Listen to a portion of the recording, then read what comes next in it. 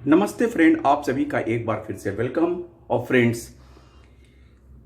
जो 23 अप्रैल को मीटिंग थी उसमें जो एक प्रश्न था कि 8088 पॉइंट डीए मर्जर के बारे में, यानी यूनिफॉर्म डीए के बारे में, अगर आप सर्कुलर का 5वां पॉइंट देखें, जो यूओबीयू का सर्कुलर है अथवा एआईबी का भी सर्कुलर सेम है, तो uniform DA formula for pensioner at 8088 points, IVA informed that the issue, if it is cost neutral and would not involve in additional outgo, अगर तभी कंसीडर करेंगे जब उसमें कास्ट न्यूट्रल फैक्टर नहीं आएगा। अब यहाँ पे बात यह है कि सेम बात उन्होंने पिछले मीटिंग में भी कही थी और उन्होंने ये भी कहा था कि यूनियन अपने सजेशन दे, लेकिन यूनियन क्या तैयारी करके गई थी तो नहीं पता, क्योंकि यूनियन ने इसके बारे में कोई कमेंट नहीं किया। लेकिन यहाँ पे हम जानना चाहते हैं एक चीज़ कि व्हाट इज क्या कास्ट न्यूट्रल, ये स्पेसिफिक वर्ड आईबी के तरफ से आने का क्या मतलब है। Cost neutral means the cost is not higher than the revenue it generates, जो इसका मतलब होता है। अगर आप देखें तो एक what is the cost neutral policy, cost neutral policies refer to strategic decisions and practices that aim to achieve a specific organisational goal without significantly impacting the overall budget. These policies recognize that financial resources are finite and any change must be balanced to avoid adverse effects. अब बात यहाँ पे आती है कि पहली बात कि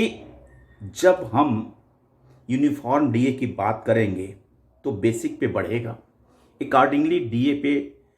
कुछ ना कुछ इंक्रीज इम्पैक्ट आएगा कुल मिला के, यानी कुछ भी अमाउंट और मेगर अमाउंट है, लगभग 1000 से लेके 5000 के बीच में भी है, तो कॉस्ट इम्प्लीकेशन तो होगा ही। और जहां कास्ट न्यूट्रल का मतलब है, इसके हिसाब से जब पेंशनर्स को आप देंगे तो रेवेन्यू जनरेट तो होना नहीं है, तो रेवेन्यू तो आपको जो पेंशन फंड से जनरेट होना है उससे मीट आउट होगा। लेकिन इस तरह के स्पेसिफिक वर्ड डाल के यूनियन को मिसगाइड करना, पेंशनर्स को बिफूल करना, जो भी मनसा हो, इस बारे में हमारे विवेक कौर सर ने लिखते हैं, what does it mean to be cost neutral, who is befooling whom, how it can be imagined to be cost neutral, and if at all cost neutral, then why ask for? Friends, at the cost of repetition, you will not and will not ever be serious about pensioner issues. At the time of wage revision, you insist that entire load be distributed amongst employees only and only a decimal share to go to the pensioners. और इस संबंध में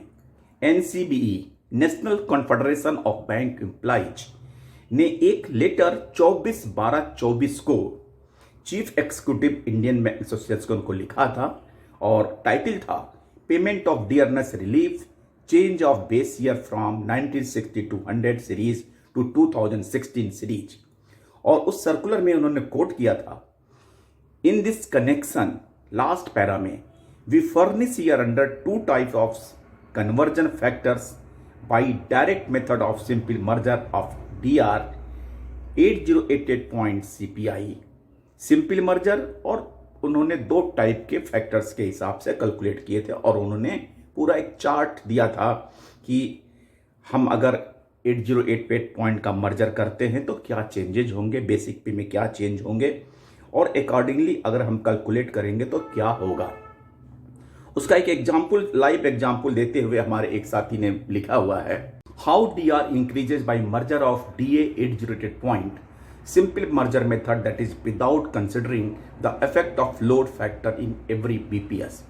example के लिए, mister X retired on 31st March 2001, 7th BPS period, basic pension was 6,194, present DR for 1949 slabs over CPIN 1680, that is 28,973. Gross monthly pension without ex gratia is 35,167. After simple merger of basic 6194 at CPIN 8088 point से अगर हम देखते हैं तो it will be new basic pay will be 29,749 and the new revised basic pension per DA 21.20%. Accordingly, it will be the 6,307 and the gross pension will be 36,056 and difference amount will be rupees 889. यानी कि 8088 point merger से बहुत ज़्यादा impact नहीं आएगा, लेकिन लगभग 1000 से लेके आपको लगभग 5 या 6,000 का डिफरेंस अमाउंट आता है अगर आप कैलकुलेट करते हैं। एक चार्ट एनसीबी ने दिया, मैं आपको देता हूं, और मैं पूरा कैलकुलेट इसलिए नहीं कर रहा हूं कि जब कुछ मिलना ही नहीं है तो इतना मेहनत मैं भी क्यों करूं, जब कुछ आसार नजर आए, क्योंकि जो यूओबीयू का रुख है और जो आईबीए का रुख है, दोनों एक दूसरे को भी फूल कर रहे हैं और दोनों मिलके पेंशनर को भी फूल कर रहे हैं, क्योंकि ये वर्ड ढूंढ के आईबीए कास्ट न्यूट्रल,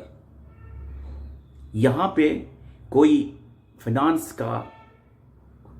एक क्लास नहीं चल रहा है जो आप ये वर्ड यूज करके ला रहे हैं। सीधी सी बात कि ये यूनिफॉर्म डीए 8088 पॉइंट का मर्जर होना चाहिए ताकि सारे पेंशनर को एक तरफ से डीए मिले। उसमें नेचुरल सी बात है कि कुछ पैसे की बढ़ोतरी होगी, लेकिन आप इस तरह से लेके आते हैं और यूनियन सबसे बड़ी बात है हर मीटिंग में जाती है लेकिन चुपचाप फिर लौट आती है, एक बार भी ये नहीं कहती है कि कास्ट न्यूट्रल आप क्या एनालाइज कर रहे हैं, क्या कैलकुलेट कर, और कर भी रहे हैं तो आईबी क्यों नहीं कर रही है। ये सारा मामला ये है कि आईबीए कैलकुलेट करके क्यों नहीं देखती कास्ट न्यूट्रल है कि नहीं है। ये यूनियन से कहती है कि होगी कि नहीं होगी। अरे बच्चों का क्लास चल रहा है, लेकिन नहीं, जब आदमी की नीयत नहीं सही होती है तो यहां पे ना आईबी की नीयत सही है ना यूबीयू की नीयत सही है। सो वेट करते हैं फ्रेंड्स, आपके पास कोई ऑप्शन नहीं है। थैंक यू फ्रेंड्स, नमस्ते।